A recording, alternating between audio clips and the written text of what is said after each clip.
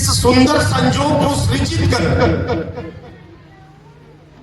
हम सभी को यहां बुला करके अपनी मोहब्बतों से, अपने सत्कार से गौरवान्वित करने वाले Saint Joseph public school Vijaypur के सम्मानीय डायरेक्टर और मेरे अभिन्न मित्र रेस्पेक्टेड सेंटो साजी सर को मैं बहुत बहुत धन्यवाद देता हूं कि महोदय आपने हम सभी को बुला करके यहां इतना सम्मान और प्यार से नवाजने का काम किया।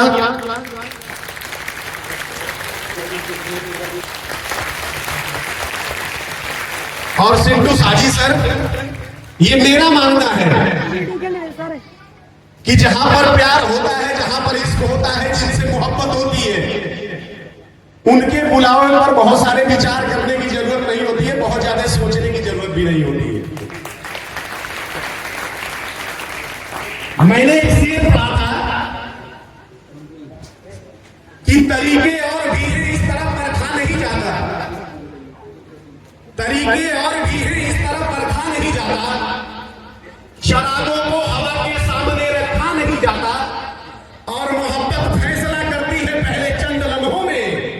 जहां पर इश्क होता है वहां सोचा नहीं जाता, जहां पर इश्क होता है वहां सोचा नहीं जाता। मैं भी नहीं सोचा हूं साथियों, अपनी खुशी को मैं शब्द नहीं दे पा रहा। यहां आकर उन बच्चों के बीच में बैठ करके और बोलने का जो सौभाग्य सेंटू सर ने दिया है, मैं अपनी खुशी का इजहार नहीं कर सकता। इन्हीं बच्चों के बीच में हम लोग सुबह से शाम तक रहते हैं और रोज रहते हैं, और इन बच्चों से इतनी मोहब्बत सी हो गई है कि जब ये बच्चे हम लोग के सामने होते हैं तो हमारी खुशी का ठिकाना नहीं होता है। और वो खुशी भी कैसी, जैसे चिलचिलाती धूप में राजस्थान के रेगिस्तान में जब कोई प्यास से तड़पड़ा रहा हो और जब कहीं किसी कोने में उसे पानी दिख जाए, उस पल में जो उसके अंतर मन में खुशी होती है, जो संतोष होता है, जो आनंद का भाव उसके चेहरे पर जागृत होती है, वही खुशी, वही संतोष का भाव, वही आनंद का भाव इन बच्चों के बीच में, आप सभी के बीच में आकर के मुझे मिल रहा है।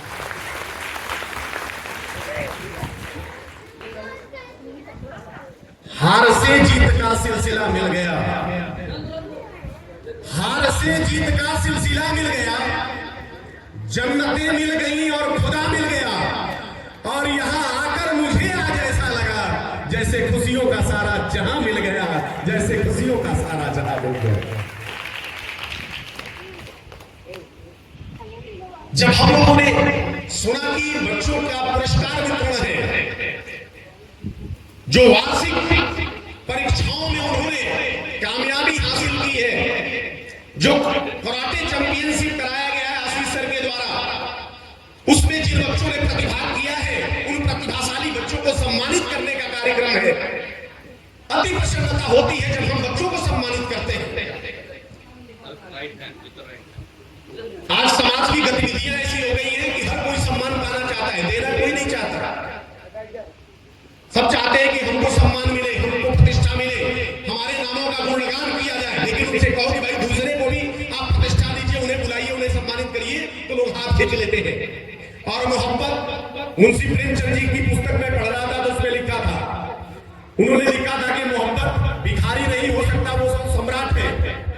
प्रेम उसी को मिलती है जो बांटता है, मांगने वाले को प्रेम नसीब नहीं होता। कवि ने बड़ी अच्छी 4 पंक्ति राजू भैया लिखा था कि हाथ ये हाथ में नहीं मिलता, शान सौगात में नहीं मिलता, और प्यार मिलता है प्यार के बदले, प्यार खैरात में नहीं मिलता, प्यार खैरात में नहीं मिलता।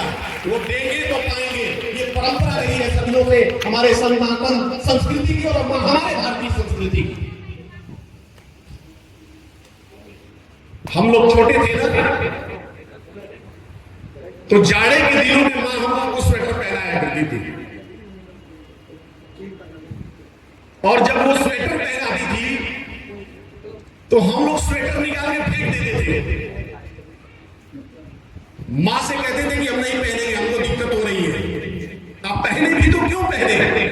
तो मां बड़े दुलार से कहती थी कि बेटा पहन लो, क्योंकि गर्मी ऊन में होती है। हमारी हमारी माताएं बहनें यहाँ बैठी जिनके बच्चे इसमें शिरकत कर रहे हैं, वो जानती हैं कि हम अपने बच्चों को स्वेटर पहनाते हैं तो उनका रिएक्शन कैसा होता है। तो जब हम अपने माँ से कहते हैं कि माँ हम स्वेटर क्यों पहने, तो माँ एक ही शब्द में कहती कि पहन लो, क्योंकि गर्मी ऊन में होती है। माँ ने बताया कि गर्मी ऊन में होती है। और जब हमारे नन्हे मुन्ने कदम विद्यालय की तरफ गए, तब पता चला सिंटू सर की गर्मी तो जून में होती है। माँ ने कह दिया कि गर्मी ऊन में होती है, विद्यालय में गए तो पता चला कि गर्मी तो जून में होती है। और जब स्कूलों में झगड़ा करके घर वापस आते थे तो बाबूजी पीठ थपथपा के कहते, घबराओ नहीं बेटा, गर्मी तो इंसान के खून में होती है। बड़ी संकट हमारे जीवन में रहता बन जाता। लेकिन प्यारे बच्चों, प्यारे अभिभावकों, प्यारे गुरुजनों, और इस कार्यक्रम को संचालित करने वाले सिंधु सर, मैं दावे के साथ कह सकता हूं, इस कार्यक्रम में आकर के इन बच्चों को देख करके और इनकी काबिलियत को सलाम करते हुए मैं कह सकता हूं कि ना तो गर्मी ऊन में होती है, ना गर्मी जून में होती है, ना गर्मी इंसान के खून में होती है। गर्मी तो इन बच्चों के जज्बा और जुनून में होती है, जो प्रत्यक्ष रूप से हमारे सामने देखने को मिल रही है। इन बच्चों का जुनून है, इन बच्चों का प्रतिस्पर्धाओं में जाने का एक ललक है, जिसकी काबिलियत को सम्मानित होना है इन बच्चों के सामने, हमारे सामने, हमारे बीच में। हम लोग गरीबों के बच्चे हैं, हम लोग किसानों के बच्चे हैं, हम लोग मजदूरों के बच्चे हैं। हमारे पिता के पास इतनी क्षमता नहीं है कि वो बनारस, इलाहाबाद, दिल्ली, कलकत्ता, मुंबई भेज करके अपने बच्चों को तालीम दिला सके। हर माँ बाप की इच्छा होती है कि उसका बच्चा बेहतर से बेहतर इंस्टीट्यूट में पढ़े, उसका बच्चा जो उसके पिता का सामर्थ्य है, उस सामर्थ्य के अनुसार परफॉर्मेंस करे।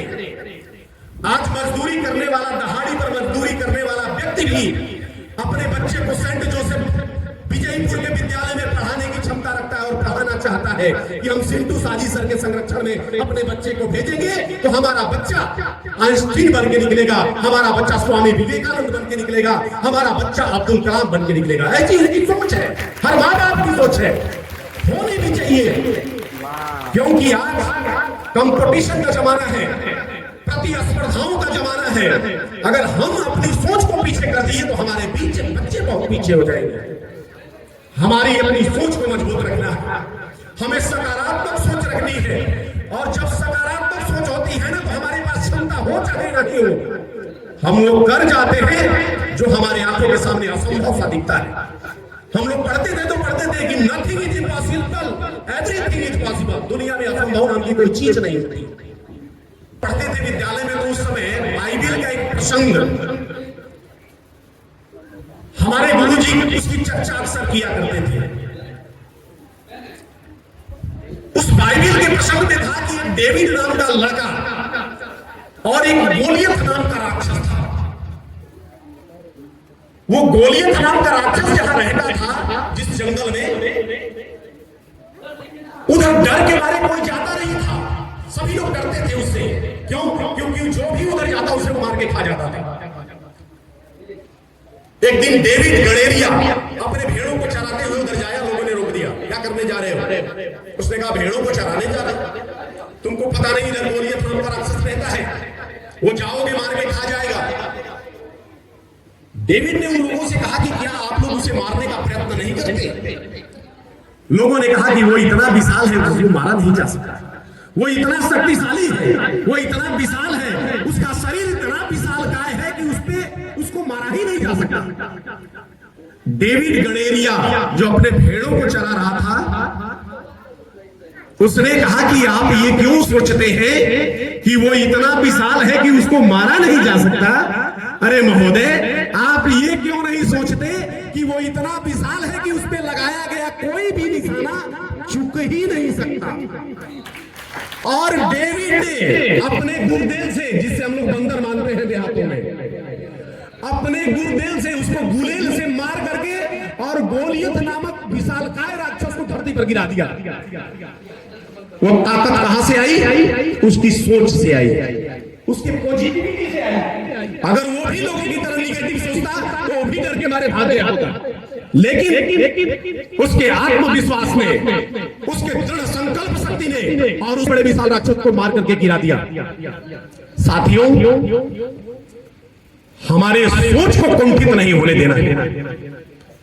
हमारे पास क्षमता जितनी है, हम उतने में ही अपने बच्चों को, अपनी बेटियों को, अपने बेटों को बेहतर से बेहतर तालीम देने का प्रयत्न करें। और मुझे विश्वास है कि आज का समय ऐसा है कि कर्मठी व्यक्ति मजदूरी करके भी अपने बच्चों को बेहतर तालीम दे जा सकता है। और आज के प्रतियोगी परीक्षाओं में, आज के कंपटीशन भरे माहौल में अपने बच्चों को उस स्टेज पर ले जाकर के खड़ा कर सकता है जहां से उसका बच्चा कुछ भी समाज में कर सकता है, कोई भी इतिहास, कोई भी मुकाम रख सकता है। सोच को बदलो, सितारे बदल जाएंगे। सोच को बदलो, सितारे बदल जाएंगे। नजर को बदलो, नजारे बदल जाएंगे। अरे कश्तियां बदलने से क्या फायदा, बस दिशा बदलो, किनारे बदल जाएंगे। बस दिशा बदलो, किनारे बदल जाएंगे। केवल हमने अपनी सोच में परिवर्तन लाने की जरूरत है। मैं कह रहा था कि किसानों मजदूरों के बच्चे हैं हम लोगों के लिए थोड़ी सी सामाजिक सौहार्द और समाज में जीने का कंपटीशन हमारे लिए काफी कठिन हो जाता है, क्योंकि हम जमीन से होते हैं, जुड़े होते हैं। और समाज के बड़े लोगों के बीच में जाने के बाद उनके साथ जो हमारा कंपटीशन होता है उसको मैनेज करना बड़ा मुश्किल हो जाता है हमारे लिए। लेकिन साथियों, जितने भी बड़े लोगों का इतिहास आप लोग पढ़ते हैं, उनका इतिहास आप अध्ययन कर लीजिएगा। जितने भी समाज में आदरणीय लोग हैं, जितने भी समाज के पूजनीय लोग हैं, जितने भी समाज के वो लोग जिनका हम इतिहास पढ़ते हैं, जिनका गुणगान करते हैं, अपने विचारों में जिनका प्रमाण प्रस्तुत करते हैं, उन लोगों का इतिहास पढ़िएगा। वो किसी न किसी गरीब माँ बाप के बेटे रहे हैं, किसी न किसी गरीब परिवार से रहे हैं, किसी न किसी वंचित शोषित परिवार से रहे हैं।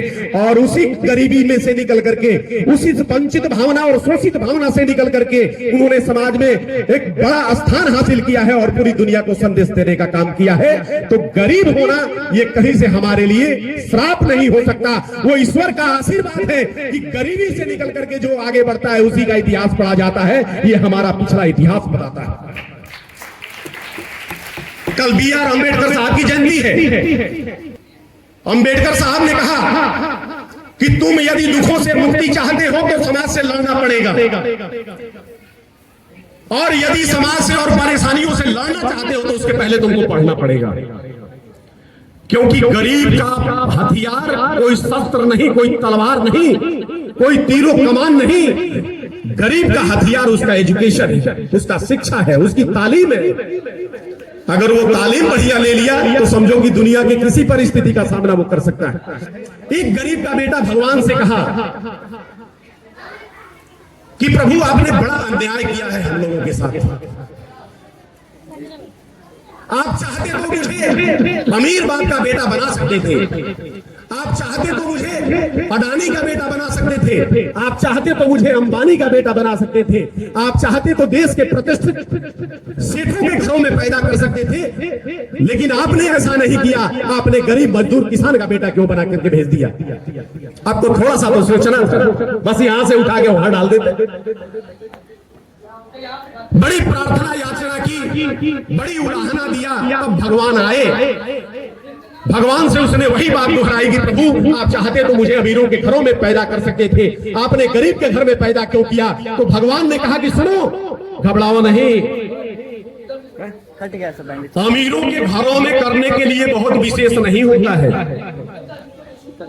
जिनसे मुझे कुछ नहीं कराना होता है, जिन्हें केवल सो करके जीवन गुजारना होता है, जिन्हें केवल दूसरे के कमाए हुए धन को खाना होता है, उनको मैं अमीरों के घर में पैदा करता हूं। और जिनसे मेहनत कराना होता है, जिनसे कर्म बेहतर कराना होता है, जिनसे इतिहास रचवाना होता है, और जिनको सर्व समाज में खड़ा करके पुजवाना होता है, प्रतिष्ठा दिलाना होता है, उसे मैं गरीब बाप का बेटा बनाता हूं, उसे गरीब घर में पैदा करता हूं।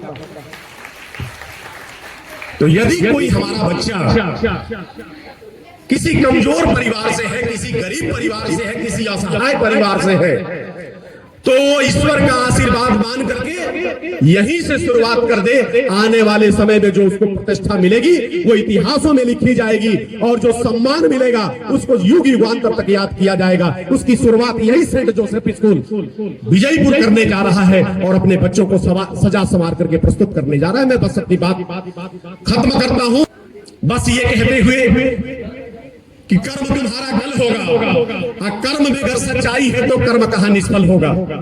हर एक संकट का हल होगा, वो आज नहीं तो कल होगा।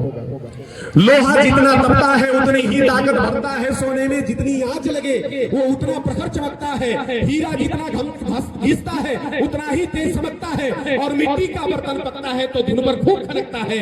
अरे सूरज जैसा बनना है तो सूरज जैसा जलना होगा, सूरज जैसा बनना है तो सूरज जैसा जलना होगा।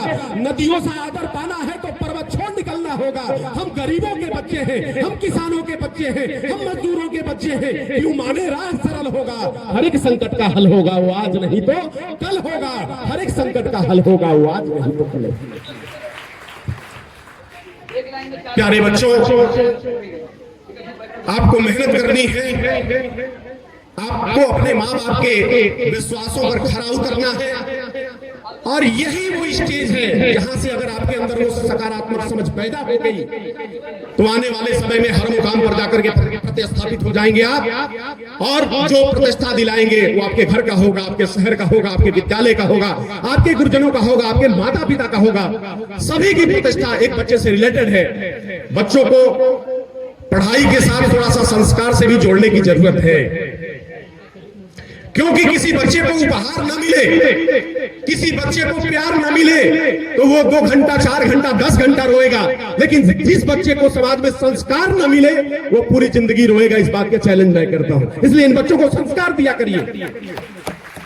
आज अपनी मां का, अपने पिता का बात बच्चा नहीं मानता। इन बच्चों से मैं सीधे कह रहा हूं, जो बच्चे अपने माता पिता को ही दोषी ठहरा देते हैं किसी न किसी बात पर, उनकी बातों की अवहेलना करते हैं, उन्हें तिरस्कृत करते हैं, उन्हें अपमानित शब्दों से नवाजते हैं, मैं उनसे कहना चाहता हूं कि माँ बाप का डेडिकेशन क्या होता है ये तब पता चलता है जब हम खुद माँ बाप बनते हैं। हम लोग भी बच्चे थे तो बाबूजी की कीमत नहीं समझते थे, माँ की कीमत नहीं समझते थे, लेकिन जब एक अपना बच्चा हुआ और दिन भर उसकी सेवा सत्कार में लगे रहे तब पता चला कि एक बच्चे को एक पढ़ाने लिखाने में कितना खर्च और कितनी कठिनाइयों का सामना करना पड़ता है। एक समय काल था कि सौतेली मां के कहने पर भगवान राम 14 वर्ष का वनवास स्वीकार कर लिए।